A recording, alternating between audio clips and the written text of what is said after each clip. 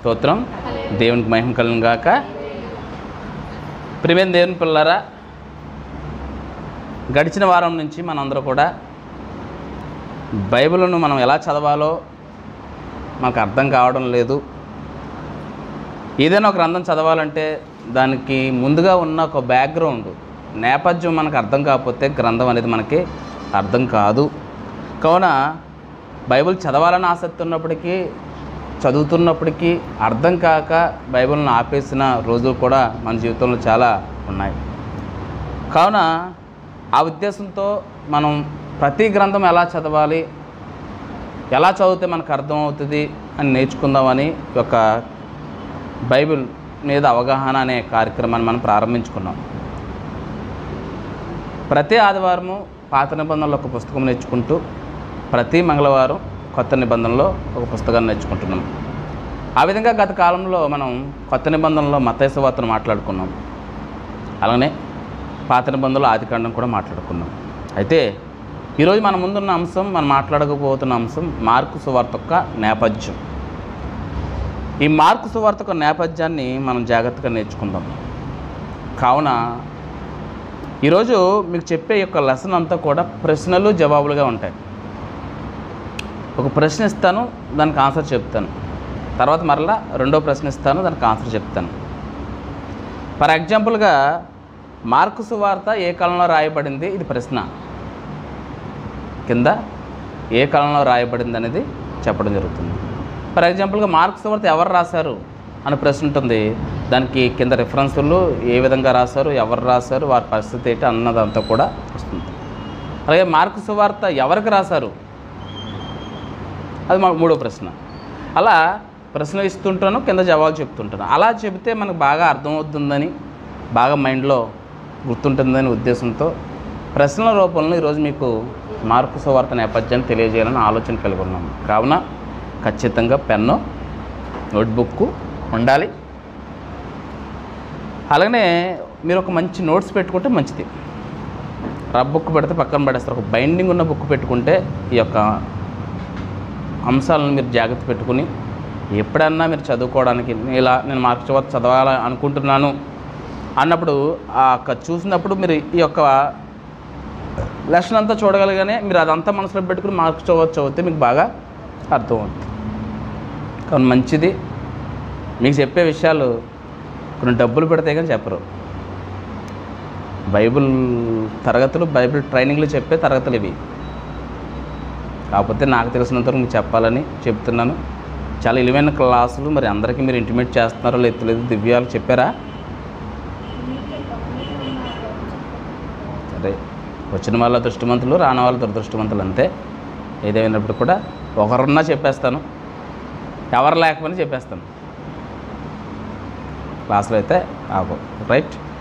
కావున మత్తయి సువార్త నేపథ్యం మనం వెళ్ళే ముందుగా ఒకసారి కొత్త నిబంధన, మన పాత నిబంధన కూడా 4 భాగాలుగా విభజించుకున్నాం. ఎన్ని భాగాలుగా? 4 భాగాలు. ఏంటి? ధర్మశాస్త్ర కాలమని, ధర్మశాస్త్ర భాగమని, తర్వాత చరిత్ర భాగమని, పద్య లేదా కావ్య భాగమని, అలాగనే పద్య లేదా కావ్య భాగమని, అలాగనే ఇంకోటి ఏంటి? ప్రవక్తల భాగం. ఎన్ని భాగాలు? ప్రవక్తల భాగం. 4 భాగాలు. ఆదికాండం నుంచి ద్వితీయోపదేశ కాండం వరకు ధర్మశాస్త్ర భాగమని, యెహోషువ గ్రంథం నుండి ఎస్తేరు గ్రంథం వరకు చరిత్ర గ్రంథాలని, యోబు గ్రంథం నుండి పరమగీతాల వరకు పద్య లేదా కావ్య భాగమని, 4వ భాగము యెషయా గ్రంథం నుండి మలాకీ గ్రంథం వరకు ప్రవక్తల గ్రంథాలు అని 4 భాగాలుగా విభజించుకున్నాం పాత నిబంధనను. అలాగే కొత్త నిబంధన కూడా మనం 4 భాగాలుగా విభజించుకోవాలి. ఎన్ని భాగాలుగా? 4 భాగాలుగా విభజించుకోవాలి. ఆ 4 భాగాలు ఏంటో చెప్తున్నాను, జాగ్రత్తగా రాసుకోండి. కొత్త నిబంధనను మనం 4 భాగాలుగా విభజించుకోవాలి. పాత నిబంధన ఈ విధంగా 4 భాగాలుగా విభజించుకుని మనం చదువుతున్నామో, అలాగే కొత్త నిబంధన కూడా మనం 4 భాగాలుగా విభజించుకుని మనం చదువుకోవాలి. మొదటి భాగం ఏంటంటే యేసుక్రీస్తు వారి యొక్క జీవిత చరిత్ర. యేసుక్రీస్తు వారి యొక్క జీవిత చరిత్ర.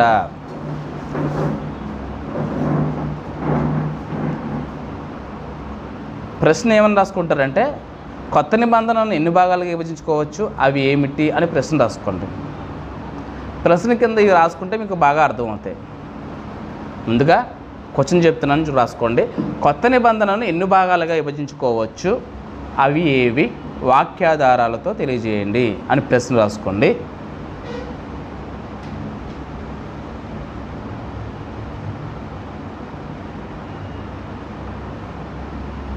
దానికి ఆన్సర్ ఏంటంటే మొట్టమొదటి భాగం యేసుక్రీస్తు వారి జీవిత చరిత్ర మొదటి భాగం. దానికి వాక్యాధారం ఏంటంటే మొదటి 4 సువార్తలు: మార్కు సువార్త, మత్తయి సువార్త, మార్కు సువార్త, లూకా సువార్త, యోహాను సువార్త. ఈ 4 సువార్తలు యేసుక్రీస్తు వారి జీవిత చరిత్ర. ఇది మొదటి భాగం.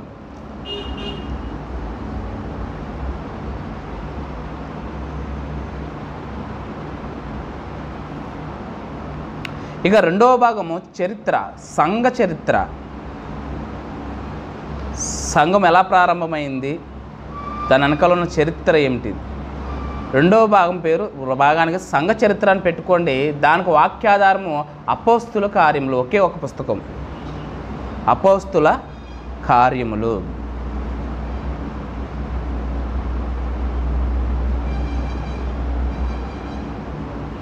ఇక మూడవ భాగం పేరు పత్రికలు. పత్రికలు వాటికి వాక్యాధారం ఏంటంటే రోమా పత్రిక నుంచి యోధా పత్రిక వరకు మొత్తం 21 పుస్తకాలు, 21 పత్రికలు. రోమా పత్రిక నుండి యోధా పత్రిక వరకు మొత్తం 21 పత్రికలు. యేసుక్రీస్తు వారి జీవిత చరిత్ర 4 గ్రంథాలు, సంఘ చరిత్ర 1 పుస్తకము, పత్రికలు 21. చిట్ట చివరి భాగమే ప్రవక్తల గ్రంథం, అదే ప్రకటన గ్రంథం, ఒకే ఒక పుస్తకం.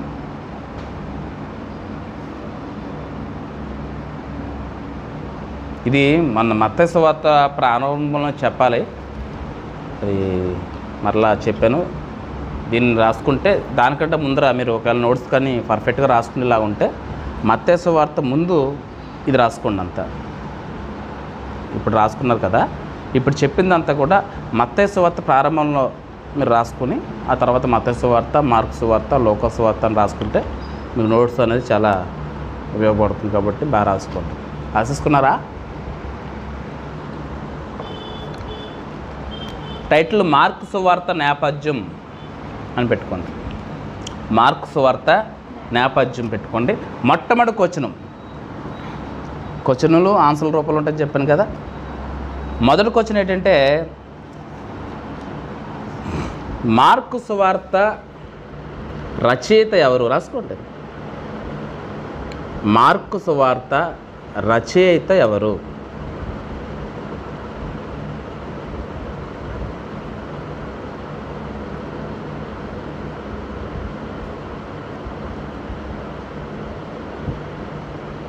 రైట్, రాసేసుకున్నా. మీరు ఇప్పుడు వివరంలోకి వెళ్ళిన తర్వాత రాసుకున్నారు, కానీ నేను చెప్పేదంతా కూడా జాగ్రత్తగా వినండి. అపోస్తులు 12 మందిలో యేసుక్రీస్తు వారి జీవిత చరిత్ర రాసింది 2 అపోస్తులు రాశారు. ఒకరు మత్తయి గారు, ఇంకొకరు యోహాను గారు. మార్కు గారు కానీ లూకా గారు కానీ వీళ్ళు అపోస్తులు కాదు, అపోస్తుల శిష్యులు. ఇప్పుడు గుర్తుపెట్టుకోండి. మత్తయి సువార్త, యోహాను సువార్తే యేసుక్రీస్తు వారితో పాటు ఉంటూ ఆయన చేసిన పరిచర్య అంతా కళ్ళారా చూచి తరిచి వాటిని చూచిన వాటిని కన్నని వాటిని రాశారు. ఎవరు? మత్తయి గారు కానీ యోహాను గారు కానీ. కానీ మార్కు కానీ లూకా కానీ వీళ్ళు అపోస్తులు కాదు. వీళ్ళు ఎవరంటే అపోస్తుల శిష్యులు, అపోస్తులు కన్నవాళ్ళు, అపోస్తులు దేవుల్లో నడిపించిన వాళ్ళు. ఎవరు? లూకా గారు కానీ మార్కు గారు కానీ. ఈ 4 సువార్తలలో మొట్టమొదటి రాయబడిన సువార్తే మార్కు సువార్త. మత్తయి సువార్త క్రీస్తు శకం 60లో రాయబడ్డది. మార్కు సువార్త అయితే క్రీస్తు శకం 50లో రాయబడ్డది. అంటే మత్తయి సువార్త కన్నా 10 సంవత్సరాల ముందే మార్కు సువార్త రాయబడ్డది. అర్థమైందా? ముందు రాయబడ్డది. అది మనసులో పెట్టుకోండి, రాసుకుందరు తర్వాత. అయితే మరి ఈ మార్కు గారు ఎవరు అనేది మనకు తెలియాలి. ఈయన అపోస్తులుడు కాదు, అపోస్తులుడు యొక్క శిష్యులు. ఈయన బైబిల్లో మార్కు గ్రంథంలో కాకుండా ఎక్కడైనా ప్రస్తావించబడింది ఈయన పేరు? బైబిల్ చదివే వాళ్ళు ఉన్నారా? ఎక్కడన్నా చదివినప్పుడు ఈ మార్కు పేరు తగిలిందా? ఏ పుస్తకంలో అయినా తగిలిందా? పోనీ పుస్తకం కలదులే, తగిలిందా? పోనీ వెరీ గుడ్, తిమోతిలో తగిలింది. ఇంకా బాగా ఎక్కువగా ఈయన గురించి ప్రస్తావించబడింది.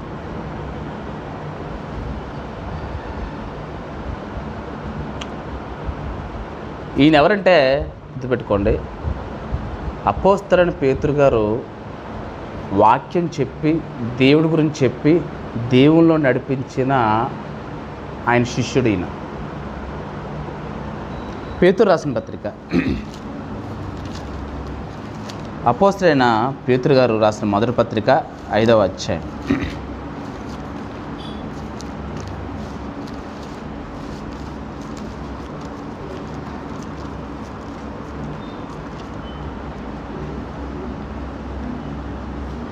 పదమూడవ వచనం చదవగలిగితే జాగ్రత్తగా. బబులోనులో మీ వలె నేర్పరచబడిన ఆమెయు నా కుమారుడైన మార్కును. ఏంటి ఆయన కుమారుడైన? ఆయన కన్నడ. ఆయన కుమారుడంటే శారీరక సంబంధంగా కన్నడ అనుకుంటున్నారేంటి? ఆత్మీయ కుమారుడు. యేసుక్రీస్తు వారి గురించి చెప్పి ఒప్పించి ఆయన యొక్క పరిచర్య విధానాన్ని, పరసంబంధమైన జీవితాన్ని, వాక్యాన్ని అంతటిని చెప్పి దేవుళ్ళలో కూడా నడిపించాడు పేతురు గారు. ఎవరిని? మార్కు గారు. ఎప్పుడు మార్కు గారు ఎవరి శిష్యుడు చెప్పండి? ముఖ్యంగా ప్రధానంగా పేతురు గారి శిష్యుడు ఈయన. ఒకసారి ఈయన పేతురు గారు చెరసాలలో ఉన్నప్పుడు యాకోబుని తలకొట్టి చంపుతాడు కదా, అపోస్తల కార్యంలో 12వ అధ్యాయం 1వ అధ్యాయంలో. ఆ తర్వాత పేతురు గారిని కూడా చంపాలని ఏ రోజు సిద్ధంగా ఉన్నప్పుడు ఒక ఇంట సంఘము ఆసక్తితో ప్రార్థన చేస్తే పేతురు గారి సంఖ్యలు ఎడవబడ్డాయి. ఉన్నారా? ఎడవబడ్డాయా? అపోస్తల కార్యం చూద్దాం, 12వ అధ్యాయం. ఇదంతా దేని గురించి స్టడీ? రచయిత గురించి. ఎవరి గురించి? రచయిత గురించి. మనం అప్పుడప్పుడు తెలుస్తూ ఉండాలి. వంశాన్ని అంటుంటాడు. పూర్వకాలంలో టీవీలు లేనప్పుడు మధ్య మధ్యలో, ఇప్పుడు మీరు వినబడుచున్నది ఆకాశవాణి, మీరు వింటున్నది వార్తలు అని మధ్య మధ్యలో గుర్తు చేస్తూ ఉండేవాడట. ఆకాశవాణి మీరు వింటున్నది చిత్రలహరి అంటే చూస్తే కానీ తెలియదు, మరి వింటున్నది ఏముంటుందో తెలియదు కదా. అలాగనే మనం ఈరోజు మార్కు సువార్త రచయిత ఎవరి గురించో ధ్యానిస్తున్నాం. అది మనసులో పెట్టుకోండి. ఓకే, అపోస్తల కార్యంలో 12వ అధ్యాయం 1వ వచనం చదవండి ఒకసారి. అదే కాలమందు రాజైన హేరోదు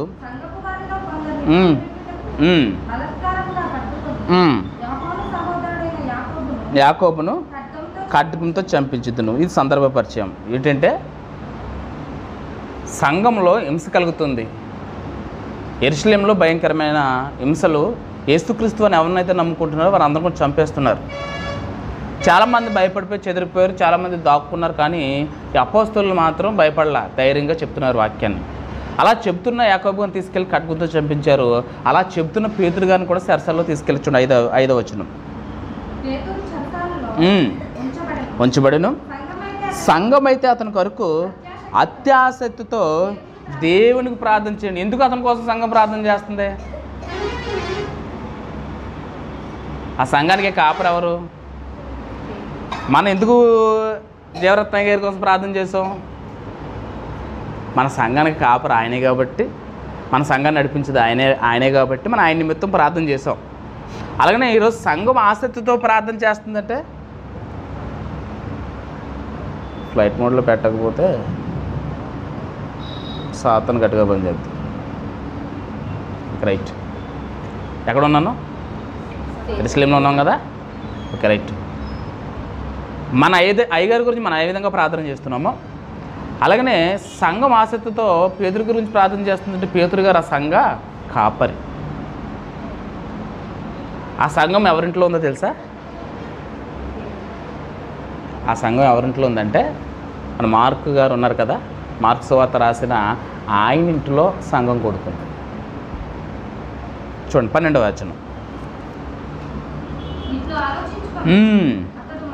మార్కను మారు పేరు గల యోహానికి, మార్కు గారికి 2 పేర్లు ఉండవు. ఒకటి యోహాను, మార్కు. చూడదే అంటున్నాడు, మార్కను మారు పేరు గల యోహాను తల్లైన మరియా. ఇంతకు మార్కు గారు తల్లి పేరేంటి? ఎవరు? మరియమ్మ గారు. మరియమ్మ ఆవిడ పేరు. ఇంటికి వచ్చును, అక్కడ అనేకులు కూడి ప్రార్థన చేయుచుండిరి. సంఘం అంతా కూడా మార్కు ఇంటిలో కూర్చుని ప్రార్థన చేస్తున్నారంటే మార్కు ఇంటిలోనే సంఘం కూడుకుండేది. దానికి దైవజనులు ఎవరు? పేతురు గారు. మరి మార్కు తల్లి మరియమ్మ, మరియమ్మ ఆదిత్య ఇచ్చింది మార్కు గారు, అలాగే తల్లి మరియమ్మ ఇద్దరు కలిపి వారింట్లో సంఘం నడుస్తుందంటే మార్కు గారిని ఎవరు నడిపించారు దేవుళ్ళు చెప్పండి. ఇప్పుడు ఈ వాక్యాన్ని బట్టి ఎవరు నడిపించారు చెప్పండి. అర్థమవుతుందా? ఖచ్చితంగా మా పేతురు గారైనా జ్ఞాన అవకాశం ఉందా? పేతురు గారే. ఓకే, రైట్, ఇది మనసులో పెట్టుకోండి. అయితే పేతురు గారు నడిపిస్తున్న తర్వాత ఇలా సంఘం చెదిరిపోయిన తర్వాత ఇతను ఎక్కువగా అన్ని జనులతో సహవాసం కలవాడు.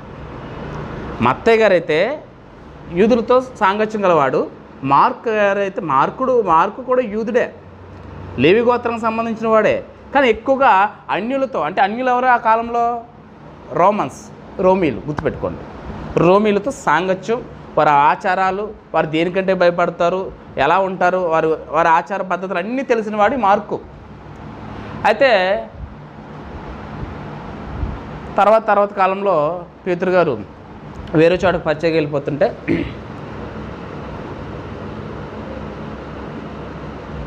బర్నబా గారు, పౌలు గారు కలిసి అనేక ఆత్మలు దేవునితో నడిపించాలని మొదటి ప్రయాణం ప్రారంభించారు.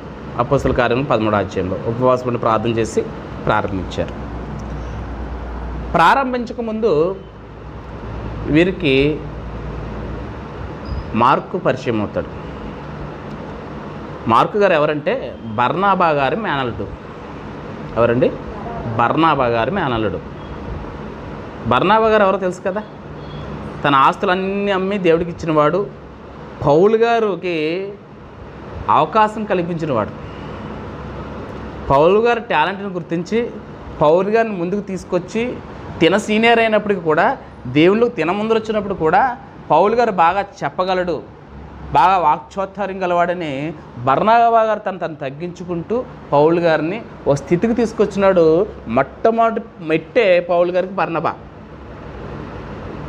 యెరూషలేం నుంచి అంతియోక్యకి వెళ్ళి అక్కడ ఆయన కనుగొని వాళ్ళిద్దరూ అక్కడికి పరిచయం చేస్తే మొట్టమొదటిగా ప్రపంచంలో క్రైస్తవులు అనబడ్డారు. ఎక్కడ తప్పినా అపోస్తులు పరిచేస్తే కాదు, పౌలు గారు బర్నబా గారు కలిసి పనిచేస్తే కొన్ని వేల మంది దేవుని సంఘంలోకి పరిగెట్టుకుంటూ వచ్చారు. మొట్టమొదటిగా ప్రపంచంలో క్రైస్తవులు అనబడ్డారు అంటే ఎవరు పరిచయం వాళ్ళు చెప్పినా? పౌలు బర్నబా పరిచయం వల్ల. కావున ఈ సమీప ఈ జ్ఞాతి అయిన మన బర్నబాకి దగ్గరైన మార్కును వెంట పెట్టుకుని వీళ్ళు పరిచర్య నిమిత్తము సువార్తకు బయలుదేరుతారు. చూడండి 12వ అధ్యాయం చూడండి ఒకసారి, మీకు బాగా అర్థమవుద్ది. 24వ వచనం చూడండి ఒకసారి, 25 చూడండి చాలు. 25 బర్నబాయు సౌలును తమ పరిచర్య నెరవేర్చిన తర్వాత యోహాను ఎంట పెట్టుకుని యెరూషలేముని తిరిగి వచ్చిరి. అంటే యెరూషలేము నుంచి మళ్ళీ ప్రయాణం చేస్తున్నారు. ఎవరిని వెంట పెట్టుకుని?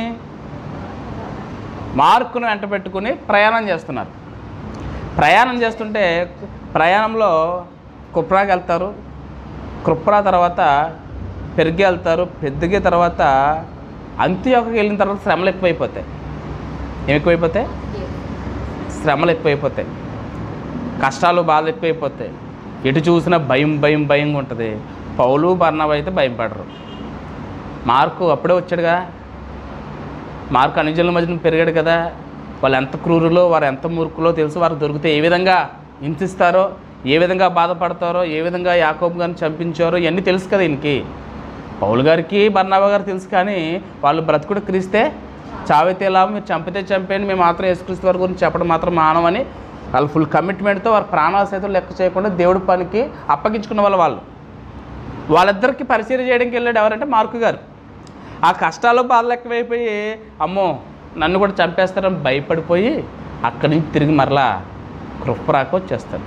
చూడండి అది 13 వచనం చూడండి, 13వ అధ్యాయం 13వ వచనం.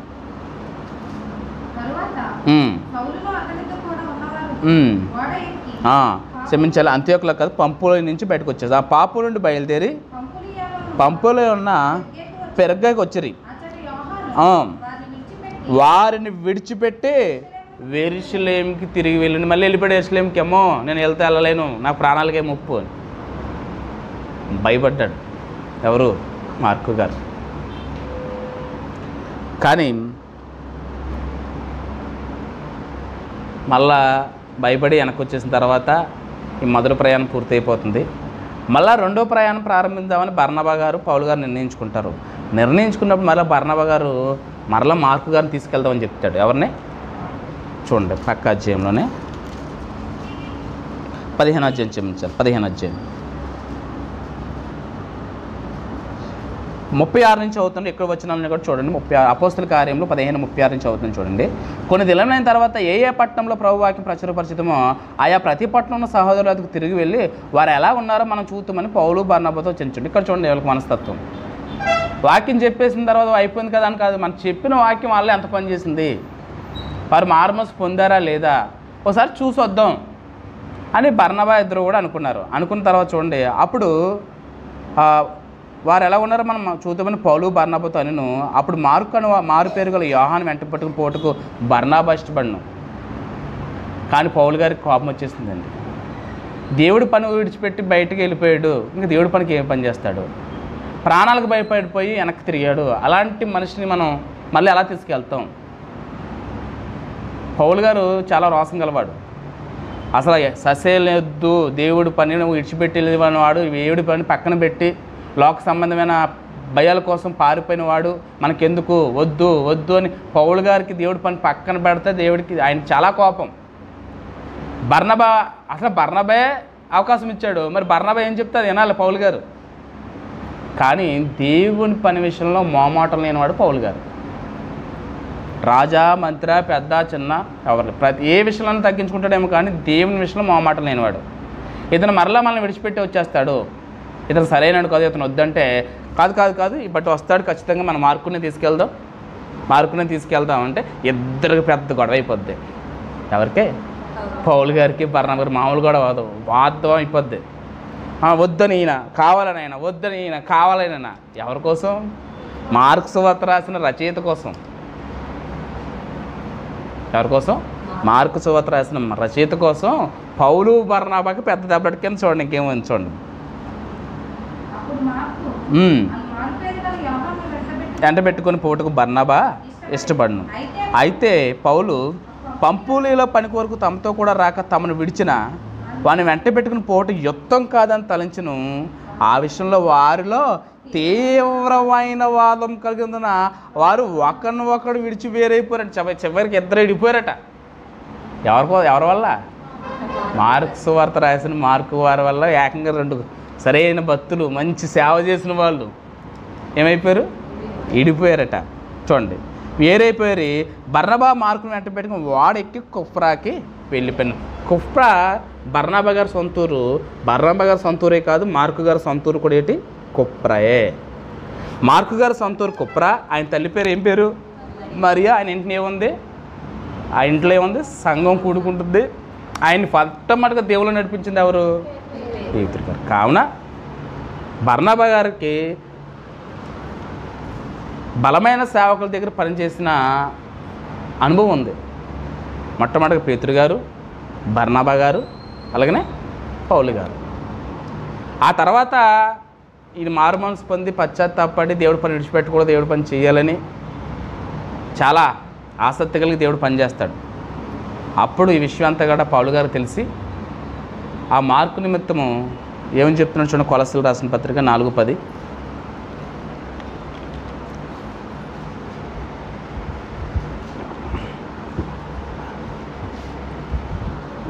కోపం వచ్చేసి అప్పుడు ఏం చెప్పాడంటే సంఘంతో, మీరు మార్కుతో మీరు ఎవరో మాట్లాడొద్దు, మార్కుని దూరం పెట్టేయండి, బుద్ధి రావాలి అని చెప్పేశాడు.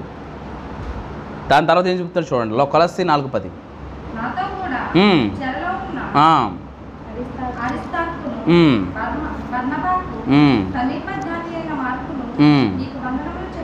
వందనములు చెప్పుచున్నారు. మీరు ఆజ్ఞ పొందారు. ఒకప్పుడు నేను ఆజ్ఞ ఇచ్చాను కదా, మార్కుతో మాట్లాడుతూ మార్కుని దూరం పెట్టండి అని ఆజ్ఞ పొందితిరి. ఇతను మీ వద్దకు వచ్చిన యెడల ఈయన చేర్చుకొనిడి, చేర్చుకొని చాలమ్మా. అంటే ఒకప్పుడు మీరు ఈ మార్కు చేర్చుకోదని చెప్పారు కదా, చేర్చుకోండి అంటే మార్కులో మారు మనసు ఎవరు కనిపెట్టారు? పౌలు గారు కనిపెట్టారు. అలాగే తిమోతి రాసిన పత్రికలో ఆయన చెప్పిన మాట కూడా చూడండి ఒకసారి. తిమోతికి చిట్ట చివరిగా ఆయన చనిపోతున్నాడు అనగా రాసిన పత్రికే తిమోతి రాసిన 2వ పత్రిక 4వ అధ్యాయము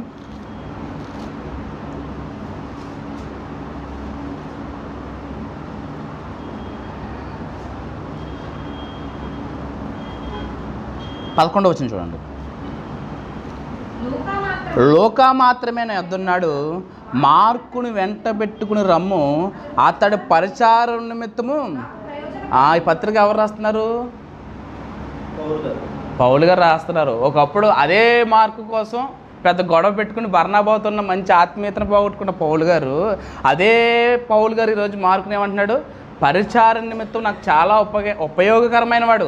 చావు బతుకుల్లో ఉన్నప్పుడు ఎవరిని గుర్తు చేసుకుంటున్నాడు? ఎవరిని? మార్కుని. అంటే చూడండి, మార్కులో మార్పు కనబడింది. మార్కులో మార్పు కనబడింది. మార్పు కనబడి అప్పుడు క్రీస్తు శకం 50లో యేసుక్రీస్తు వారి గురించి రాయడం మొదలుపెట్టాడు. మీరు అనొచ్చు, మీరు అందరికీ ఖచ్చితంగా డౌట్ రావాలి, ఎందుకంటే యేసుక్రీస్తు వారి పరిచర్యలో ఈయన తిరగలేదు కదండి, ఈయన ఆయనతో పాటు పరిచర్య చేయలేదు కదా, అపోస్తులు మాత్రమే చేస్తారు కదా. మత్తయ్య గారు రాశారంటే ఒక అర్థం పద్ధం ఉంది, యోహాన్ గారు రాశారంటే ఒక అర్థం పద్ధం ఉంది, మరి మార్కు గారు ఎలా రాశారండి యేసుక్రీస్తు వారికి జీవిత చరిత్ర? ఆ మార్కు గ్రంథం అంతా చదువుతున్నప్పుడు ఆయన కళ్ళార చూసి రాసినట్టుగా ఉంటుంది. జరిగేను ఉండినందు జరుగుతుంది అంటాడు. అంటే ఏంటి?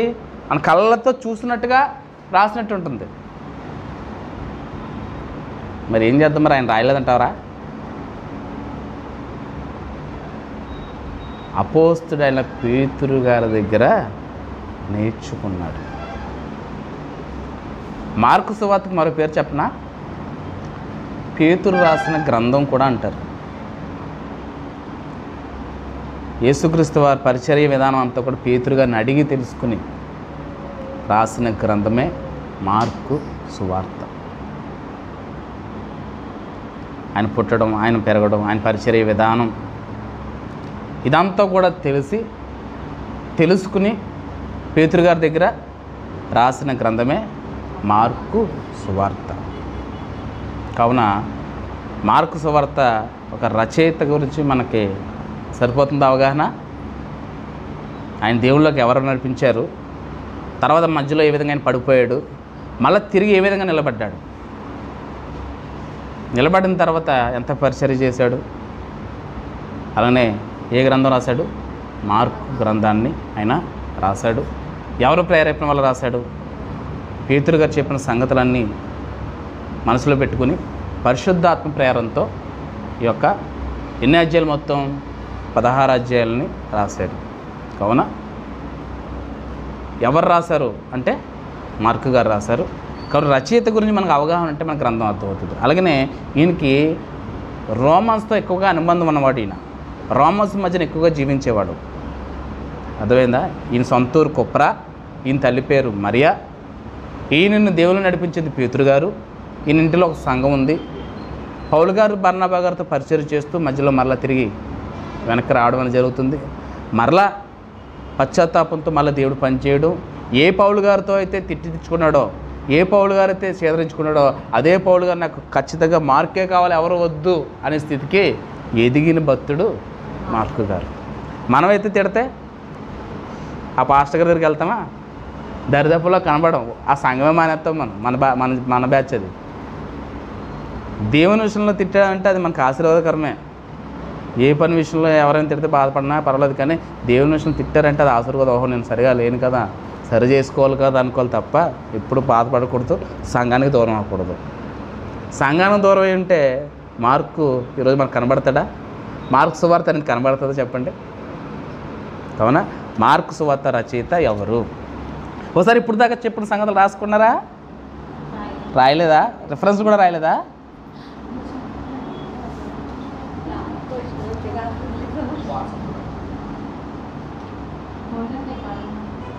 రిఫరెన్స్ కూడా రాయలేదు తల్లి. రాయొద్దన్నాను నేను.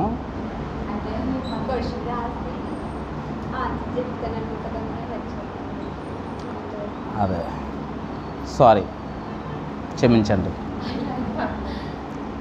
ఎలా పుస్తకంలో రాసుకోకపోయినా మనసులో రాసుకున్నారా?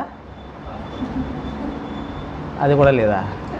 మీరు చెప్తే కొంచెం ఎదరికి వెళ్ళగలుగుతాను. అమ్మయ్య, మనసులోనే రాసుకున్నారు కదండి. రాసుకున్నారా? ఆయన ఇప్పుడు వచ్చాడు కదా, మరలా మనం చెప్పాలంటే ఓకే, రైట్. ఓకే, ఇక రెండోకి వచ్చినాం. మార్కు సువార్త ఏ కాలంలో రాయబడింది?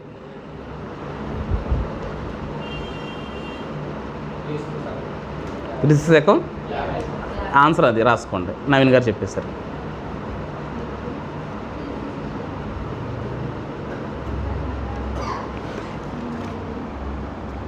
అది అసలు శిశులైన కోసం వస్తుంది.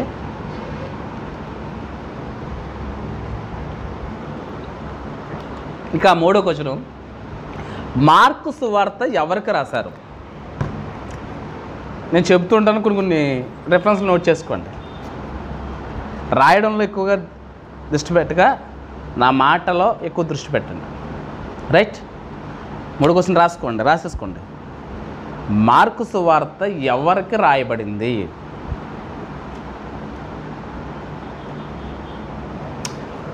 చాలామంది అంటారు అనిగళ్ళు ఒకే విషయాన్ని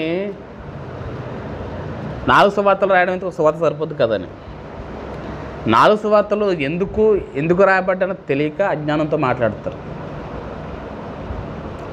మత్తయి సువార్త ఎవరికి రాయబడింది? యూదులకు రాయబడింది. ఈ మార్కు సువార్త ఎవరికి రాయబడిందంటే అన్యజనులైన రోమీయులకు రాయబడింది.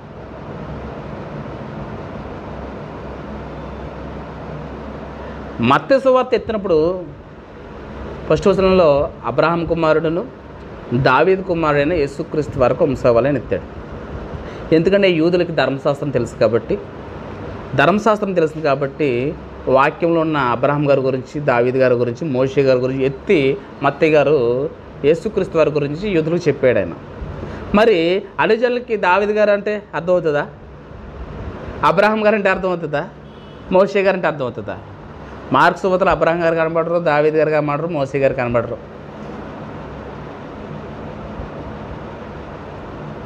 ఈ మార్కు గారికి అన్ని జనులకి దేనికంటే భయపడతారో, ఎవరి గురించి అయితే చెప్తే వాళ్ళు వింటారో. కొంతమంది దగ్గరికి వెళ్ళి మనం దేవుడి గురించి తెలియని వాళ్ళ దగ్గరికి బైబిల్ పట్టుకుని వెళ్ళి అబ్రహాం గారు, ఇస్సాకు గారు, యాకోబు గారు వింటారా? ఇదేదో మనకు సంబంధించింది కాదనుకుంటారు. వాళ్ళకు సంబంధించిన దాంట్లో మనం వెతుకుతూ, వారు భక్తి జీవితం నుంచి మనం వెళుతూ వాక్యాన్ని చెబితే వాళ్ళు వింటారు. ముందుగా వాళ్ళు వినేలా చేయాలి. వాళ్ళు ఎలా వింటారు అనేది మనకు తెలిసి వాళ్ళకి ఏ విధంగా చెప్తే వాళ్ళకి అర్థమవుతుందని చెప్పడమే సరైన యుక్తి ఉండాలి. మార్కు సువార్తను రాయడానికి దేవుడు మార్కు గారిని ఎందుకు అనుకున్నాడంటే అన్యజనుల గురించి, ఈ రోమీల గురించి బాగా తెలిసినవాడు మార్కు. వారికి ఎవరంటే భయం, వారు ఎవరి పేరు చెప్తే బాగా వింటారు అని తెలిసిన వాడే మార్కు గారు. అందుకనే మార్కు సువార్త మొదటి అధ్యాయం ఏమి ఎత్తుతున్నాడు చూడండి. అబ్రహాం గారు, మత్తయి గారు అయితే అబ్రహాం కుమారుడు, దావీదు కుమారుడు అయిన యేసుక్రీస్తు వంశవాళ్ళు అన్నాడు. మార్కు గారు ఏమంటారు చూడండి, యేసుక్రీస్తు సువార్త జాగ్రత్తగా. రోమిల్కి దేవుడు అంటే మహాభయం. ఎవరంటే దేవుడు అంటే భయం. ఏ దేవుడు అని కాదు, కానీ దేవుడు అంటే భయం. దేవుడు కుమారుడు అంటే ఈయన కూడా దేవుడే. ఆయన గురించి మాట ఎత్తారంటే ఖచ్చితంగా ఏం చేస్తారు? సైలెంట్గా కూర్చుని వింటారు, ఖచ్చితంగా చదువుతారు. ఎంత భయం అంటే చాలా భయం. ఎంత భయం అంటే ఒక సందర్భం మనం బాగా ఆలోచన చేయగలిగితే, యేసుక్రీస్తు వారిని శిలువ మరణానికి అప్పగించినప్పుడు రోమా గవర్నర్ పిలాతు, ఆ పిలాతు ఎదుట యేసుక్రీస్తు వారి మీద నేరం మోపిన నేరం ఏంటంటే ఇతను దేవుడు కుమారుడు అంటున్నాడు. అంటే పిలాతుకి వెంటనే దేవుడు కుమారుడుగానే భయం వచ్చేది వెంటనే. ఎందుకంటే దేవుడు కుమారుడు దేవుడితో పెట్టుకుంటే మన పరిస్థితులు ఏమైపోతే, మన కుటుంబాలు నాశనం అయిపోతే భయం ఏర్పడిపోతుంది. చూడండి యోహాను సువార్త 19వ అధ్యాయం 7వ వచనం.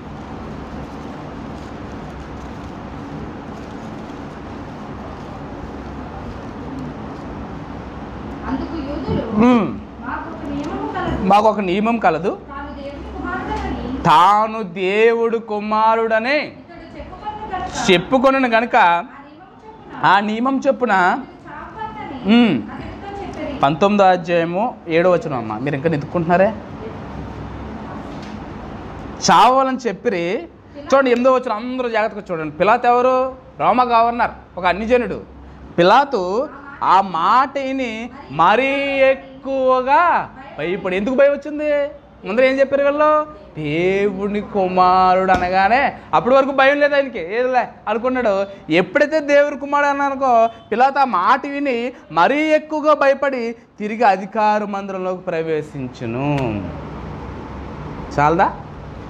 రోమన్లకి దేవుడు అంటే దేవుడు కుమారుడు అంటే ఎంత భయం అన్నది. కావున ఈ విషయం ఎవరికి తెలుసు? మార్కు గారు తెలుసు. ఈ అన్ని జనులు దేవుడి గురించి వినాలంటే, దేవుడి గురించి పత్రికా గ్రంథాన్ని చదవాలంటే ఖచ్చితంగా ఎవరు ఎత్తాలి? ఎత్తాడా లేదా? స్టార్టింగ్లో ఎత్తాడా లేదా? ఖచ్చితంగా తెలియాలి. ఎప్పుడు కూడా మనం ఎప్పుడైనా ఒకవేళ దేవుడి దయ వల్ల మనం ఒకవేళ సేవకులుగా ఉంటే, వాక్యాన్ని మనం చెప్పే స్థితిలో ఉంటే, మనకి విషయంతో పాటు విధానం కూడా తెలియాలి. వాక్యం తెలియని దగ్గరికి వెళ్ళి అబ్రహాము, ఇస్సాకు, యాకోబు, బైబిల్, లేఖనాలు అంటే వాళ్ళకి అర్థం అవుద్దా? అర్థం. వాక్యం తెలియని వాళ్ళ దగ్గరికి వెళ్ళి వాక్యం సృష్టించి తీసుకోవాలి. ఎక్కువగా దేవుడి గురించి చెప్పడానికి ప్రధానంగా లేఖనాల మీద ఆధారపడాలి మొదటగా, ఎవరికైనా సరే బాగా ఎక్కువగా. ఈ లేఖనాల ప్రకారంగా మన వాళ్ళు అందరికీ తర్వాత అన్ని జనం చెప్పేదేవాడు మాత్రం రెండవదిగా సృష్టి మీద ఆధారపడాలి. దీని మీద సృష్టి మీద ఆధారపడాలి. సృష్టి ఎవరు చేశారు? గాలి ఎవరు చేస్తారు? నీళ్ళు ఎవరు చేస్తారు? అంతా దేవుడే. ఆ దేవుడే ఈ దేవుడు అని చెప్పాలి. అది తెలియకుండా మనం అనుజనులైన వారికి, దేవుడు తెలియని వాళ్ళ దగ్గరికి వెళ్ళిపోయి మన యాకోబు దేవుడు, అబ్రహాం దేవుడు, ఇస్సాకు దేవుడు, ఇంక బైబిల్లో ఉంది, నమ్మిన వారు రక్షించబడతారంటే వాళ్ళకి అర్థం కాదు. చిన్నపిల్లల దగ్గరికి వెళ్ళి చెప్పిన అర్థం అవుద్దా? చదువు లేని వాళ్ళ దగ్గరికి వెళ్ళినప్పుడు కూడా చదువు లేని వాళ్ళ దగ్గర అంటే బైబిల్లో రాయబడిందని ఆ సందర్భాన్ని వివరించి చెబుతూ వెళ్ళాలి. ఆ సందర్భం ఏంటి, దాని వెనకాల ఉన్న బ్యాక్గ్రౌండ్ ఏంటి అని కొంచెం ఎవరిని ఎక్కువ ఉండాలి. చదువు లేని వాళ్ళకి, చదువుకున్న వాళ్ళకి రెఫరెన్స్ చూపిస్తే వాటికి అర్థమైపోతుంటుంది. అది ఎప్పుడు కూడా తెలియాలి మనకి. వాక్యం చెప్పడం ముఖ్యం కాదు, విధానము తెలియాలి, విషయము తెలియాలి. ఇప్పుడు మా అత్తయ్య గారు యూదులకు చెప్పాడు కాబట్టి వాళ్ళకి తెలిసిన లేఖనాలను ఎత్తుకున్నాడు ఆయన. మార్కు గారికి ఇప్పుడు ఈ అనుజనులకి తెలియదు కదా, పాత నిబంధనలు 39 పుస్తకాలు తెలియదు కదా. కావున మార్కు గారు ఏమెత్తుకున్నాడు? వీళ్ళకి దేవుడు అంటే, దేవుడు కుమారుడు అంటే భయం కాబట్టి ప్రారంభంలో ఏమెత్తుకున్నాడు? దేవుడు కుమారుడైన యేసుక్రీస్తు వరకు సువార్త ప్రారంభం అంటే చచ్చినట్టు ఏం చేస్తారు? వాళ్ళు కూర్చుంటారు. అంటే ఎందుకు భయం? అబ్రహాం గారు, యాకోబు గారు, దావీదు గారు అంటే ఇశ్రాయేల్కి, యూదులకి ఎంత భయమో, దేవుడు కుమారుడు అంటే రోమన్స్కి అంత భయం. కావున మనం ఎప్పుడు కూడా సువార్త చెప్పినప్పుడు, యేసుక్రీస్తు వారి గురించి చెప్పినప్పుడు, అన్యులు చేరినప్పుడు సృష్టి నుంచి రావాలి. మన పౌలు గారే ఇశ్రాయేల్కి యేసుక్రీస్తు వారు చెప్తున్నప్పుడు మొత్తం లేఖనాలన్నీ ఎత్తుకుంటూ వచ్చాడు. అన్యజనులకు చెప్తున్నప్పుడు ఏం చెప్పాడు తెలుసా? సృష్టి ఎత్తాడు. మీలో చాలా భక్తి ఉంది, మీ భక్తి చూస్తే చాలా ఆశ్చర్యంగా ఉంది, కానీ మీరు తెలవని దేవుడు అని రాశారు కదా. తెలవని దేవుడు కాదు, ఆయన నిజమైన దేవుడు. భూమి ఆకాశాలు కలగజేసింది ఆయన. ఈ భూమి నివాసయోగ్యంగా మనందరికీ చేశాడు ఆయన. ఆదాము నుంచి అంతా తీసుకొని సృష్టి అంతా చెప్పుకుంటూ వచ్చి చిట్ట చివరికి యేసుక్రీస్తు అని పెట్టాడు. పునరుద్ధానం గురించి చెప్తాడు. చాలామంది మారారు. అలాగే మార్కు గారు కూడా అదే ఎత్తుకుంటున్నాడు. అలాగనే మరి మార్కు గారు అన్ని జనులు చెప్తున్నారు, దేవుడి గురించి చెప్తారు, బాగుంది. మరి వాళ్ళకి ఏవి ఎత్తారులే? వాళ్ళు ఏవి ఎత్తితే విశ్వసిస్తారు బాగా? వాళ్ళకి ఏం చూపిస్తే నమ్ముతారు బాగా? అంటే అన్ని జనులు దేవుడి గురించి తెలియదు కాబట్టి, లేఖనాల్లో ఉన్న ప్రవచనాలు తెలియదు కాబట్టి వాళ్ళకి ఏం చెప్పినా ఎక్కువ.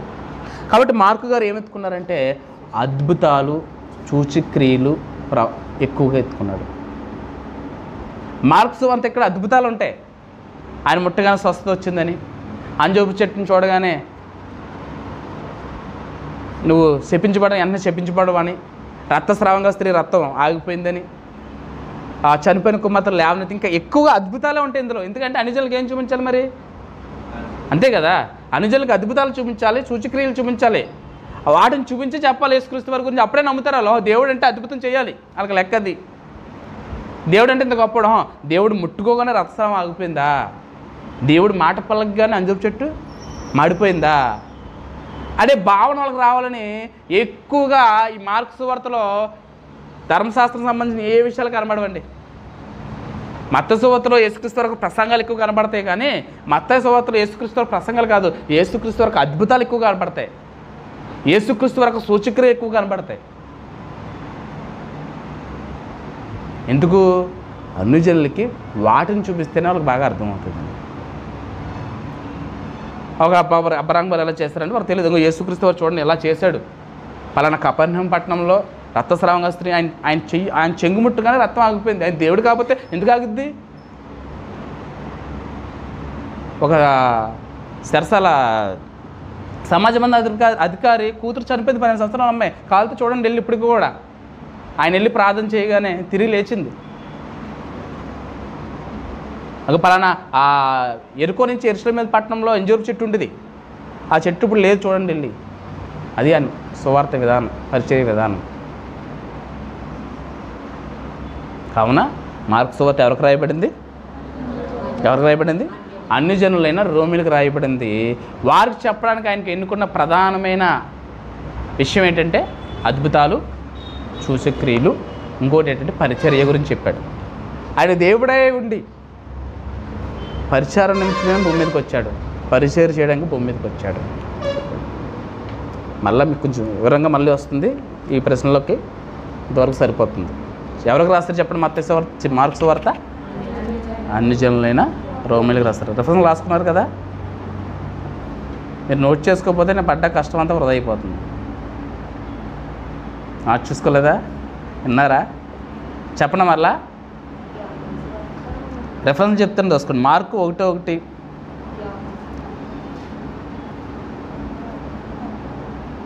యోహాను సువార్త 19:7-8 వచనాలు అవే రాసుకోండి. 1 అవర్ అయిపోతుందా స్టార్ట్ చేసి? 40 minutes. ఓకే, రైట్, అయిపోతుంది. ఓకే, ఈ గ్రంథం యొక్క నేపథ్యం ఏంటి? మార్కు సువార్త 4వ వచనం. మార్కు సువార్త గ్రంథం యొక్క నేపథ్యం ఏమిటి? ఇప్పుడు చెప్పిందే చెప్తాను, రాసేసుకోండి.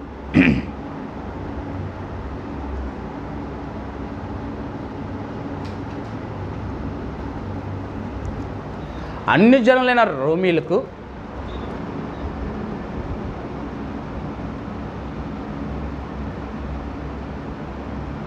యేసుక్రీస్తు వారు చేసిన అద్భుతాలను, ఆశ్చర్యకార్యాలను తెలియజేస్తూ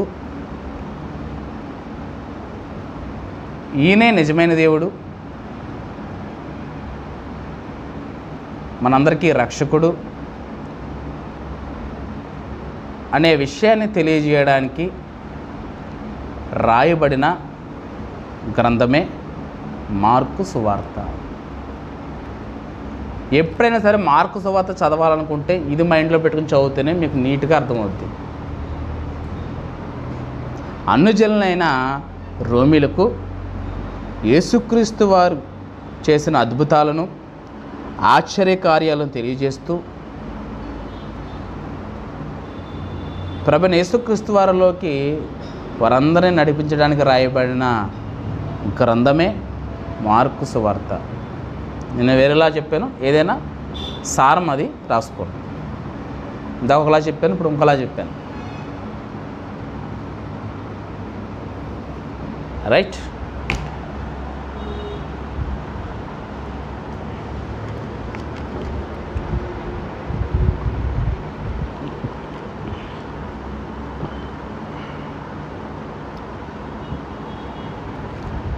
ఫిఫ్త్ క్వశ్చన్, 5వ క్వశ్చన్.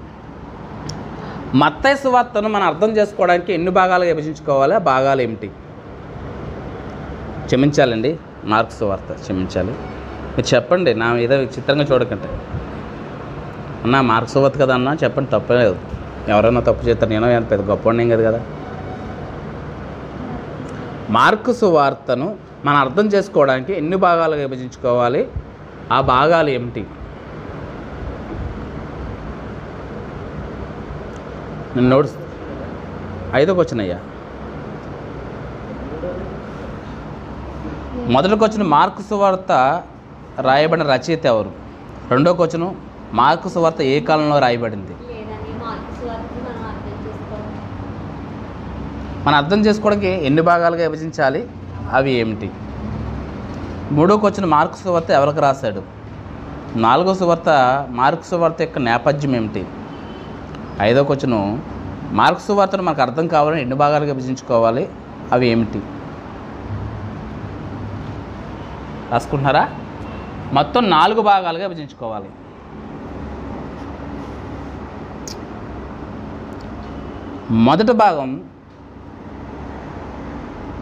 మొదటి భాగం మార్కు సువార్త 1వ అధ్యాయము 20వ వచనం వరకు.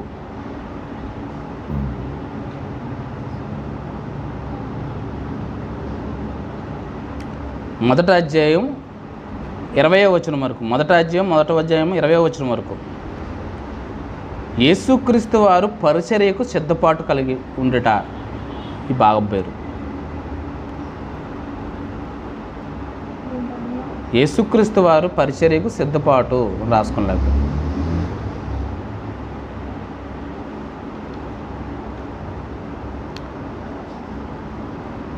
ఇక 2వ భాగం మార్కు సువార్త 1వ అధ్యాయం 21వ వచనం నుంచి మార్కు సువార్త 9వ అధ్యాయం చివరి వచనం వరకు.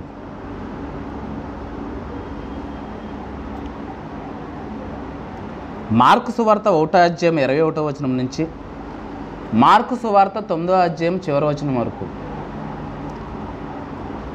చెప్పాను కదా, ఇజ్రాయేల్ దేశంలో ముఖ్యంగా 3 దేశాలు: సమరయ, గలిలయ, యూదయ. యేసుక్రీస్తు వారు పుట్టింది బెత్లెహేంలో అయినా ఆయన పుట్టు పెరిగింది 30 సంవత్సరాల వరకు జీవనం చేసింది గలిలయ దేశంలో, ఎక్కువగా నజరేతు, బాగా ఎక్కువగా కపెర్నహూము పట్టణంలో ఆయన సంచరించాడు. అర్థమైందా? ఆయన పుట్టింది బెత్లెహేంలో అయినా ఆయన నజరేతులో ఉన్నప్పటికీ ఎక్కువగా గలిలయ సముద్రం ఒడ్డున ఉన్న కపెర్నహూము పట్టణంలో ఎక్కువగా ఆయన పరిచర్య చేశాడు. ఆ కపెర్నహూము, ఆ గలిలయ దేశంలో చేసిన పరిచర్య అంతటే ఈ మార్కు సువార్త 1వ అధ్యాయం 21వ వచనం నుంచి మార్కు సువార్త 9వ అధ్యాయం చివరి వచనం వరకు. దీనికి సబ్ టైటిల్ ఏంటంటే గలిలయ దేశంలో యేసుక్రీస్తు వారు చేసిన పరిచర్య అని పెట్టుకోండి. ఈ 9 అధ్యాయాలు చదువుతున్నప్పుడు ఈయన గలిలయ దేశంలో ఉన్నాడు, అక్కడ చేసిన పరిచర్య అంతా కూడా రాసుకోండి.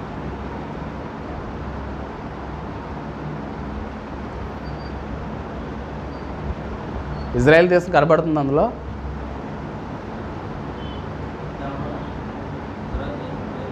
లేదు, అందులో సెంటర్ ఉంటుందంట, సెంటర్. రైట్, రాసుకున్నారా? 2వ భాగం. ఇక 3వ భాగం మార్కు సువార్త 10వ అధ్యాయం అంతా.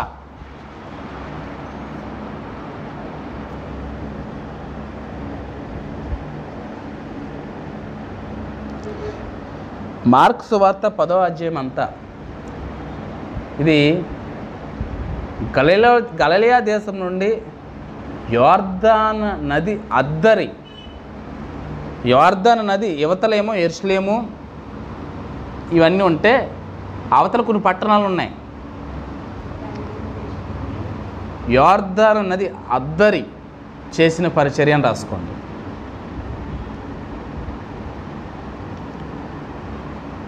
ఒకసారి మీకు బాగా అర్థం కావాలంటే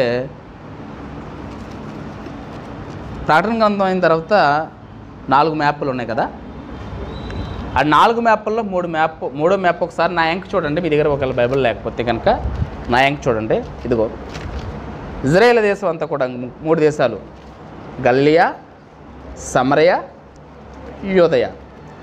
ఈ 1వ అధ్యాయం 21 నుంచి 9వ అధ్యాయం చివరి వరకు కూడా ఈ గలిలయ దేశంలో చేసిన పరిచర్య అంతా. మూడో మెప్పు. ఇప్పుడు యోర్దాను నది ఉంది కదా, కింద ఈ గలిలయ దేశం అయిపోయిన తర్వాత ఇప్పుడు 10వ అధ్యాయం ఎక్కడ జరిగిందని చెప్తున్నాను. యోర్దాను నది అవతల చూడండి, పెరయ, బేతాని అనే పట్టణాలను చూసారా, పెద్ద పట్టణాలతో. పెరయ అనే దేశం, కానీ పైన బేతాని అని చూడండి, పెరయ పైన, అది యోర్దాను నది అవతల ఒడ్డు. యోర్దాను నది యువతలు ఏమున్నాయంటే చూడండి, బేతేలు, ఎఫ్రాయిము, యమ్మాయి, యెరూషలేము, బెతానియా, బెత్లెహేము. ఇది యోర్దాను నది యువతలో ఉన్న పట్టణాలు. యోర్దాను నది అవతల ఉన్న పట్టణం ఏంటంటే కొన్ని పట్టణాలు లేవు ఇక్కడ. ఆ కొన్ని పట్టణాల్లో 10వ అధ్యాయంలో జరిగిన సంఘటనలన్నీ కూడా యోర్దాను నది అద్దరని జరిగిన విషయాలు అని రాసుకోండి. యేసుక్రీస్తు వారు యోర్దాను నది అద్దరు చేసిన పరిచర్య అని రాసుకోండి 3వ భాగానికి. ఇక 4వ భాగం యోర్దాను యువతల అంటే యెరూషలేములో జరిగిన పరిచర్య ఎక్కడి నుంచి అంటే 11వ అధ్యాయం నుంచి 4వ, ఇందాక 3వది అయిపోయింది కదా, 4వది.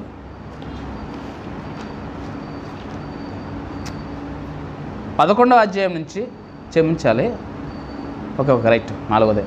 11వ అధ్యాయం నుంచి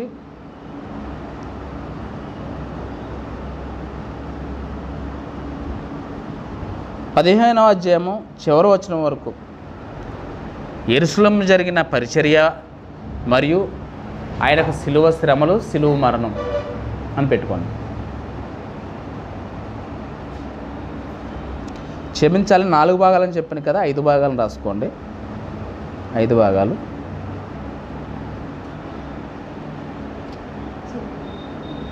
రాసుకున్నారు 4 భాగాలు.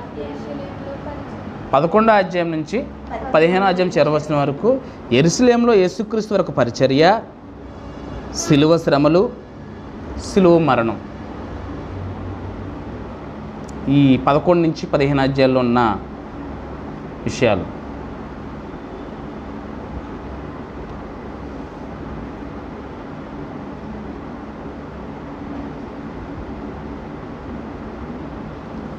యేసుక్రీస్తు వారి యొక్క పరిచర్య, సిలువ శ్రమలు, సిలువ మరణం.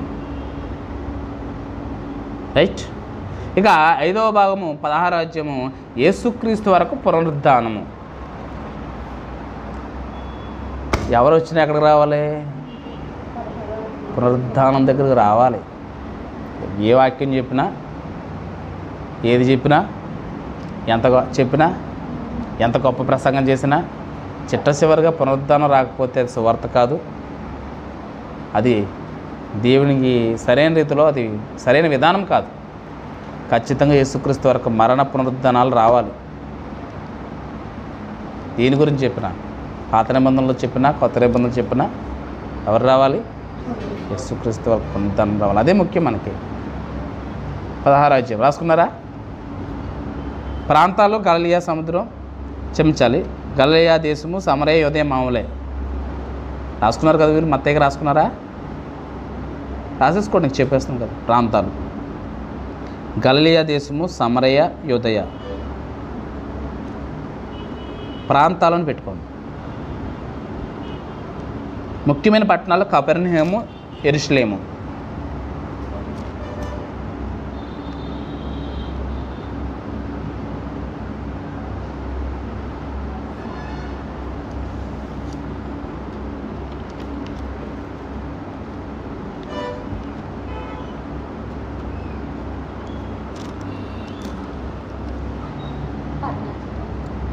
ముఖ్యమైన పట్టణాలు కపెర్నహూము, యెరూషలేము. పేతురు గారు ఊరండి కపెర్నహూము. కాదు, పేతురు గారు అత్తారు ఊరు. ఇంక జనాంగాలు రోమా చక్రవర్తులు, హేరోదులు, పరిసయ్యులు, సద్దుకయ్యులు, సమరయులు, సుంకరులు, పాపులు, అపోస్తలులు. సేమ్ మత్తయి సువార్తలో ఉన్న జనాంగాలే. టైం లేదు, స్పీడ్గా వెళ్తున్నాను. మీరు మత్తయి సువార్త రాసుకున్నారు కదా, ఒకవేళ మాట మత్తయి సువార్తలో ఉన్న జనాంగాలను రాసేసుకుంటాం, లేకపోతే మాటలో సరిపోతుంది, ఇంటికి వెళ్ళాక రాసుకోవడం. రాసుకోలేని అయితే రాసుకోండి చెప్తాను. రోమ చక్రవర్తులు, హేరోదులు, పరిసయ్యులు, సద్దుకయ్యులు, సమరయులు, సుంకరులు, పాపులు, అపోస్తులు, ముఖ్యమైన వ్యక్తులు యేసుక్రీస్తు వారు, బాప్తిస్మిచ్చి యోహాను.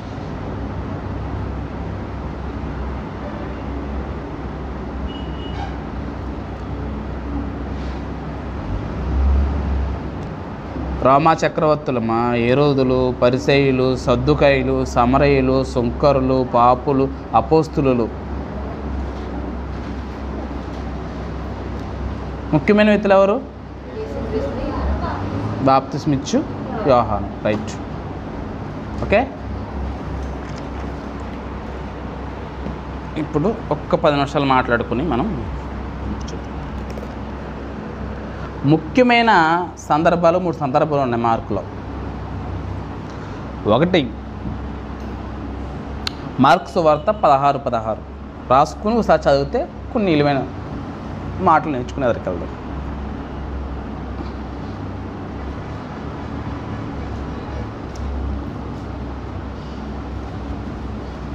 మార్కు సువార్త 16:16 చదవండి. నమ్మి బాప్తిసం పొందినవాడు నమ్మని వానికి మొత్తం అంతా చెప్పొచ్చి చెట్ట చివరికి ఇచ్చాడు. అయ్యా ఇది మరి ఇది నమ్మి మీరు బాప్తిసం పొందారంటే నిత్య జీవనం సంపాదించుకుంటారు. నమ్మకపోతే ఎవరికే చెప్పండి, ఎవరికే? రోమీలకా? మనకే కూడా. ఎవరికి? మనకి కూడా. మరి నమ్ముతున్నాం మనం? నమ్మమని భ్రమలో ఉన్నామన్నది ఒక్కసారి ఆలోచన చేసుకోండి. నమ్మేమని భ్రమలో ఉంటూ నమ్ముతున్నామని నటిస్తూ ఉంటే నమ్మని వారికి మనకి ఏమీ తేడా లేదు. అయ్యో వాళ్ళ అన్యులా, వాళ్ళు దేవుని తెలుసుకోలేదా, అయ్యో పాపం అంటున్నావు కదా. ముందుగా మన గురించి మనం ఆలోచన చేద్దాం. యేసుక్రీస్తు వారిని నమ్మడం అంటే ఏంటి? బాప్తిసం పొంది ఆదివారం మందిరానికి వచ్చి బల్లాదంలో చేయి ముంచడమా? పూలు పెట్టుకోవడం, బొట్టు పెట్టుకోవడం మానేయడమా? యేసుక్రీస్తు వారిని నమ్మడం అంటే మరణించిన తర్వాత నాకు జీవితం ఉంది, నాకు పునరుద్ధానం ఉంది, నేను ఈ లోక సంబంధమైనది ఏది కూడా నాకు వ్యర్థం, నేనేమీ కూడా తీసుకోలేకపోయినా ఇది అశాస్త్రమైనది, నేను యాత్రికుడిని, నేను పరదేశిని, ఖచ్చితంగా మరణించిన తర్వాత నాకు జీవితం ఉంది, ఆ జీవితం ఆయన నాకు ఇస్తానన్నాడు అని నమ్మి ఈ లోకంలో పాపాన్ని విసర్జించి లోకంలో దేనిని సంపాదించుకోకుండా కేవలం నిత్య జీవాన్ని సంపాదించుకోవడం ప్రయాసపడమే నమ్మడం అంటే.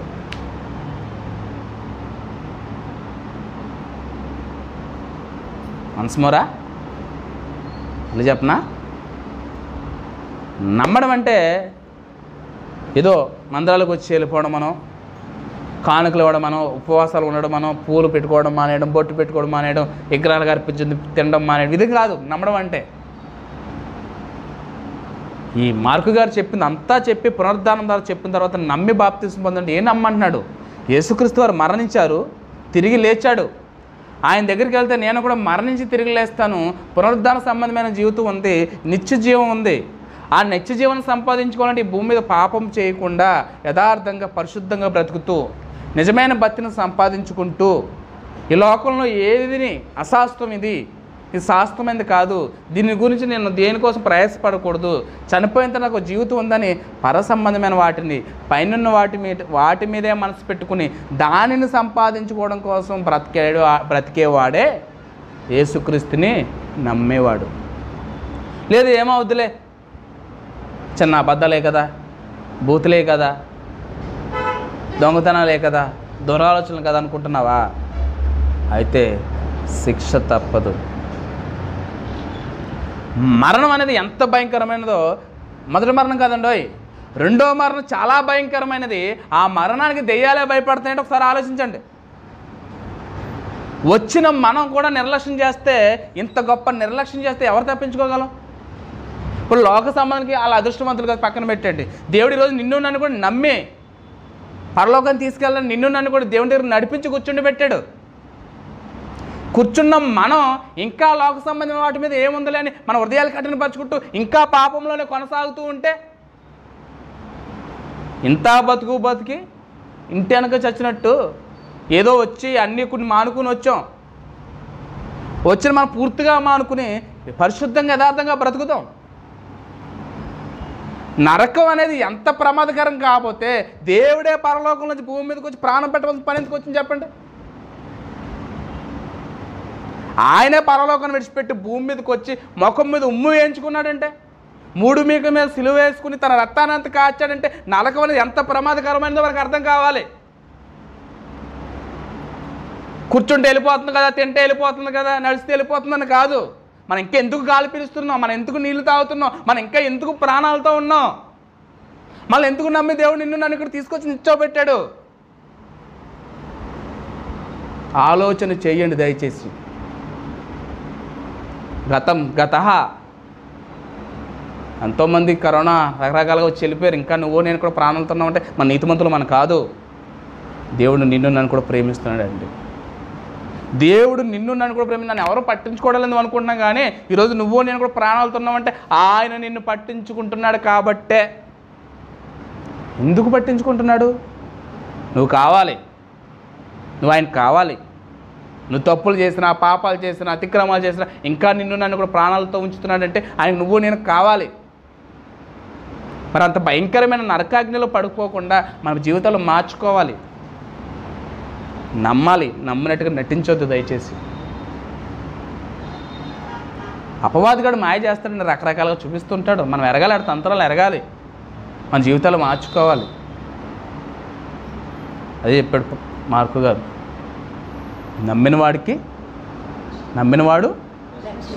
ఏవి నమ్మితే, మనకలా నటిస్తే కాదు, నమ్మితే. అంటే నమ్మడం అంటే ఏంటి? విశ్వాసం, అవునా కదా? విశ్వాసం ఉండే క్రియలు, విశ్వాసం లేని క్రియలు మృతమో. నమ్మమని పేరుకుంటే మన బ్రతుకు సరి చేసుకోకపోతే మన జీవితాలు కూడా మృతమే. జీవించుచున్నామని పేరు మాత్రం ఉంది కదా, మనం కూడా ఎవరమో మృతులము. అవునా? మృతుల నుండి సజీవులం అనుకుని లేచి మన పాప జీవితాన్ని విడిచిపెట్టి పరిశుద్ధమైన యథార్థమైన నిజమైన జీవితాన్ని నిత్య జీవనం సంపాదించుకోవడం ప్రయాసపడదాం. ఈరోజు ఈ మాటలు మీకు చెప్తుంది ఏదో నేర్చుకుంటారు, ఎవరికో చెప్తారని కాదు, మన బ్రతుకులను సరి చేసుకోవడానికి, చెడిపోయిన మన హృదయాన్ని బాగుగా కడుక్కోవడానికి. అవునా? నమ్మినవాడు నమ్మలేవాడు. ఈరోజు మనం నమ్మిన వారమా నమ్మని వారమా? నమ్మని వారికైనా పర్లేదు, అటైనా ఉన్నవాడు పర్లేదు, అంటే ఇటైనా పర్లేదు, అటు ఇటు కానివాడు. ఈరోజు మనం అలాగే ఉన్నాం. పైకి దేవుని దృష్టిలో నమ్మని వారమే, కానీ నమ్మేమని భ్రమలో బ్రతుకుతున్నాం మనం. ఇంకేం బ్రతికి ఏం మన కళ్ళ ముందే ఎంతమంది బ్రతుకుతున్నారు, ఇంతలో కనబడి అంతలో అయిపోయాయి. అవునా కదా? గ్యారెంటీ ఉంది మన జీవితాలకి. ఇంకేం సంపాదించుకుందామని? ఇంకా కోపం మానట్లేదు, అబద్ధాలు మానట్లేదు, బూతులు మానట్లేదు. ఏంటి నమ్మకం? ఏంటి నీ గ్యారంటీ? ఇంక బ్రతికేస్తావనా?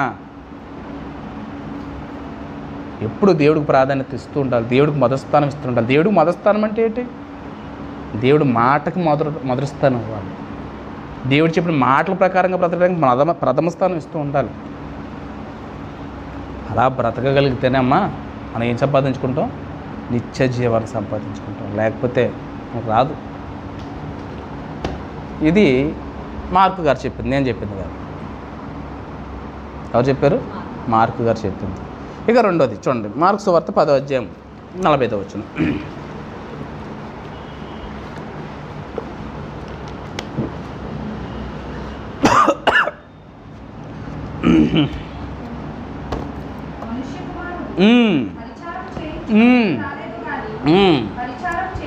చాలమ్మా. పరిచర్య గురించి ఎక్కువ రాశాడు మార్కు గారు. ఎందుకంటే మార్కు గారు ఎవరు చెప్పనా? పరిచారకుడు.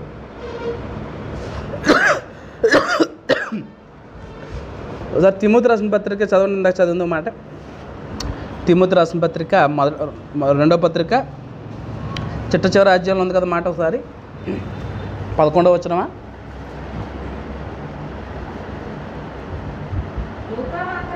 ఎన్నో వచ్చినామమ్మా?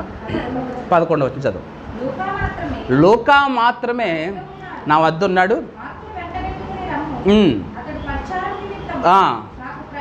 నాకు ప్రయోజనకరమైన. అంటే మార్కు గారు పరిచారకుడా? మనం పరిచర్యకి ఇష్టపడతామండి, వాక్యం చెప్పడానికి ఇష్టపడతాం, ఎందుకంటే అందరిలో గొప్పతనం వస్తుందని. పాటలు పాడడానికి ఇష్టపడతాం. అంటే మనం మనుషులు కనబడే వాటికి ఎక్కువగా ప్రాధాన్యత ఇస్తాం తప్ప పరిచర్య చేసేవాడు కనబడతారా? మనుషులకి కుర్చీలు వేసేవాళ్ళు, బరకాలు వేసేవాళ్ళు కనబడతారమ్మా? కడిగే వాళ్ళు కనబడతారా? కాబట్టి వాటిని మనం ఎన్నుకోం.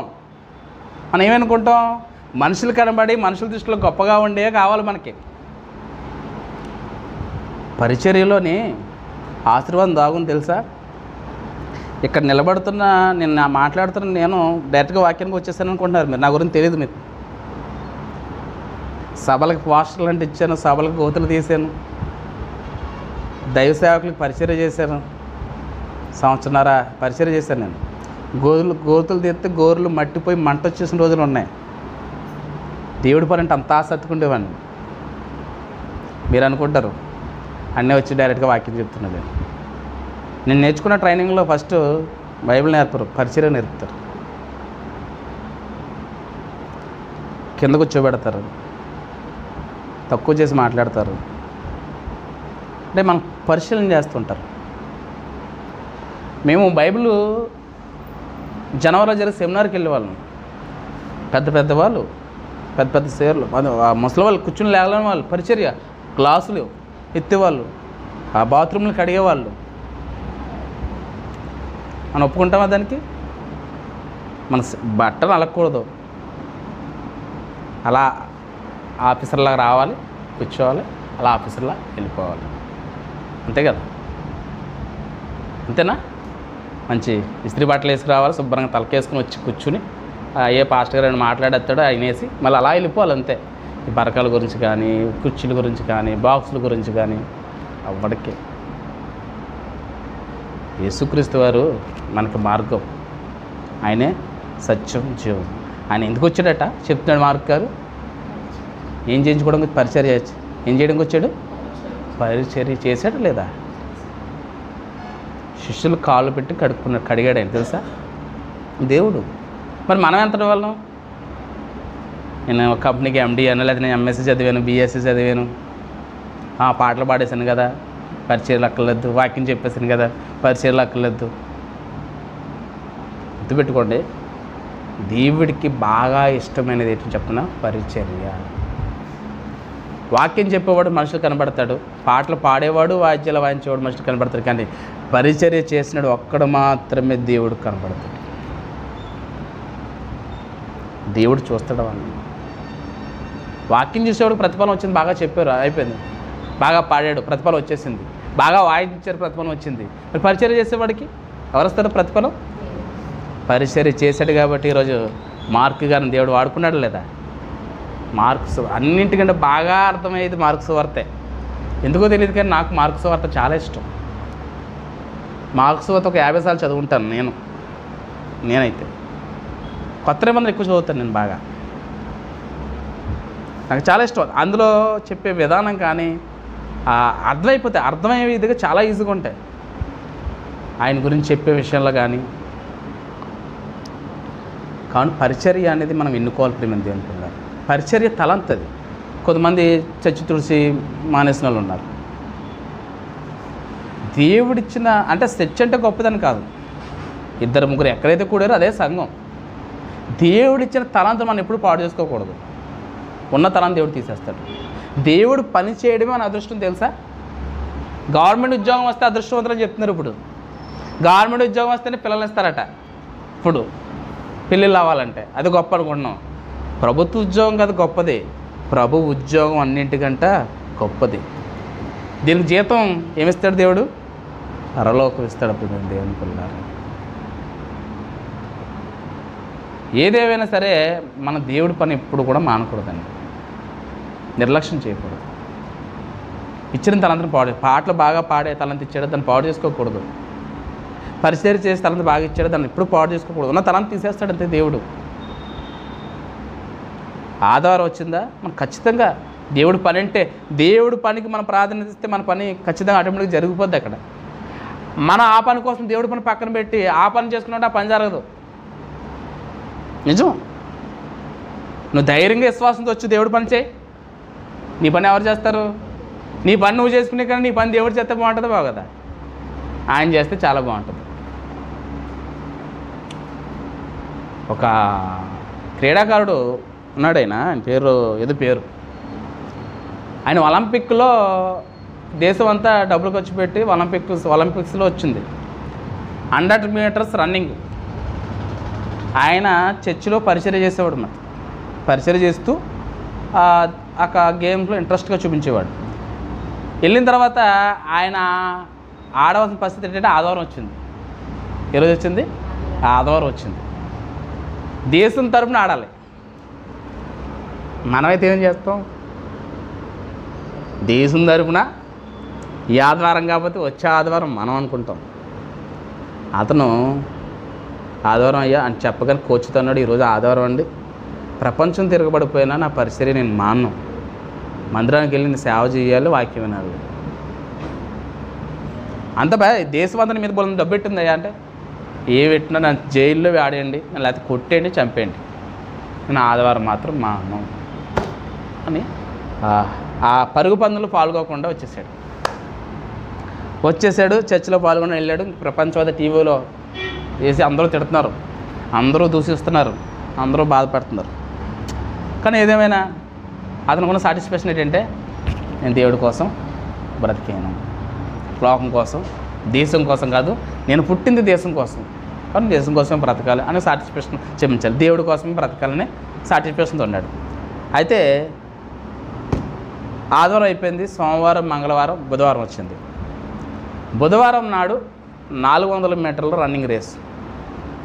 ఇతను ప్రాక్టీస్ అయింది ఏంటి 100 మీటర్స్.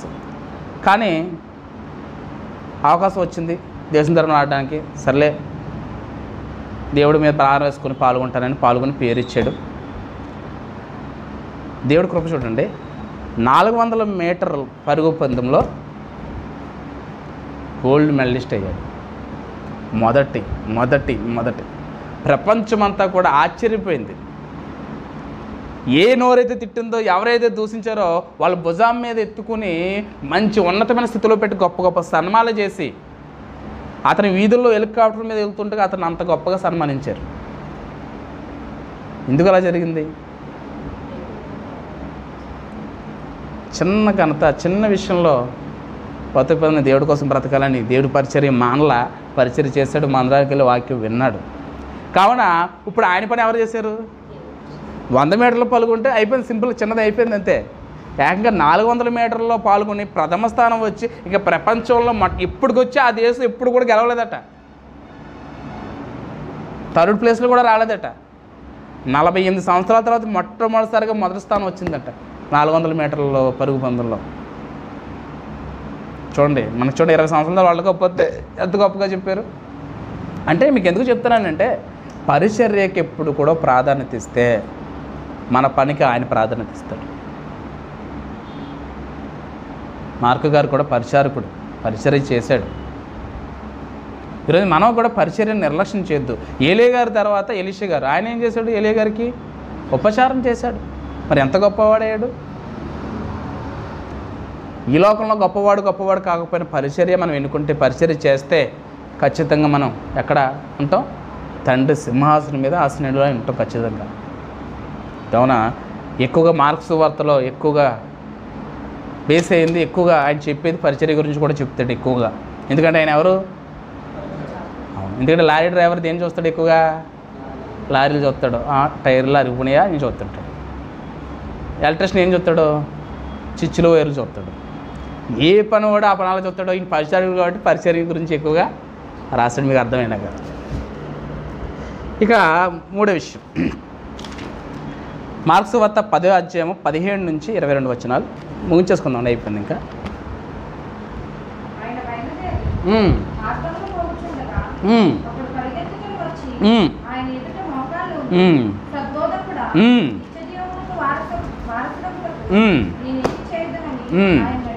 అడిగా ఇప్పుడున్నా మీరు ఎవరన్నా అడిగారు ఎప్పుడైనా ప్రభువా నేను పరలోకం వెళ్ళాలి, పరలోకం కోసం బ్రతకాలని, ఎలా బ్రతకాలని ఇప్పుడన్నా అడిగారా?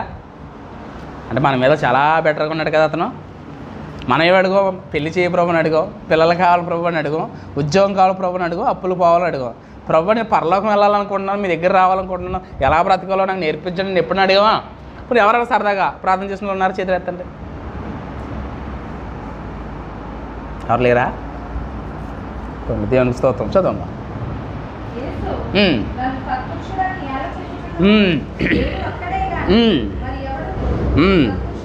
కాడు. చూడండి, ఇక్కడి నుంచి చూడండి, ఈ లక్షణాలు మనలో ఉన్నాయో లేదో ఒకసారి చూద్దాం. మనకంటే ఆయన బెటర్గా ఉన్నాడో లేదో తెలుస్తుంది. చదివాను. నరచ్చు చేయవద్దు, వ్యభిచరింపవద్దు, దొంగలవద్దు,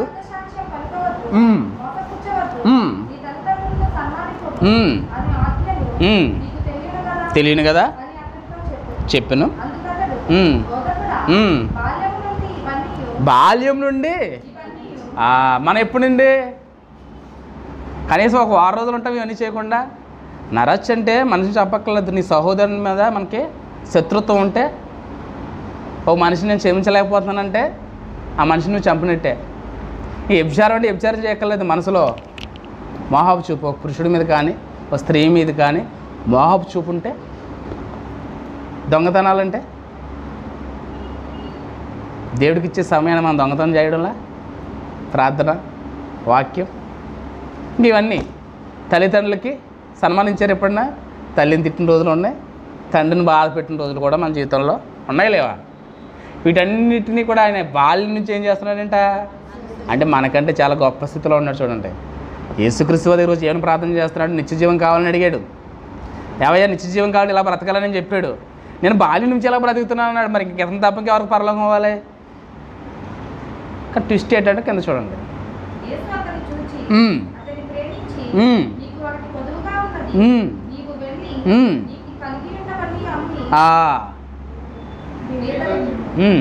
చదవమ్మా. చెప్పాడు, అబ్బాయి అన్నీ బాగానే ఉన్నాయి అబ్బాయి, అయితేనే నీ కొడుకు చదువుకుంది, నీకు ఆస్తి ఎక్కువ ఉంది కదా, నీ దగ్గర ఉన్న ఆస్తి అమ్మి బేదలకు ఇచ్చి అని చెప్పాడు. ఏం చేశాడు అతను కింద? నీకున్నదంతా విడిచిపెట్టి నన్ను వెంబడించు అని చెప్పాడు. ముఖం చిన్నపుచ్చుకొని వెళ్ళిపోయాడట.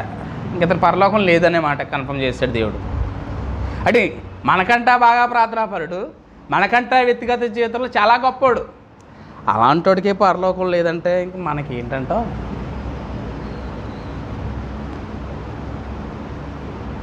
మనకేంటంటే అబద్ధాలు మానలేదు, బూతులు మానలేదు, ప్రార్థన కూడా ఎప్పుడు శారీర సంబంధమైన ప్రార్థన ఉంటుంది. కానీ నాకు తప్ప పరలోకంకి ఎవరికి ఇస్తారని మనకి కాన్ఫిడెంట్.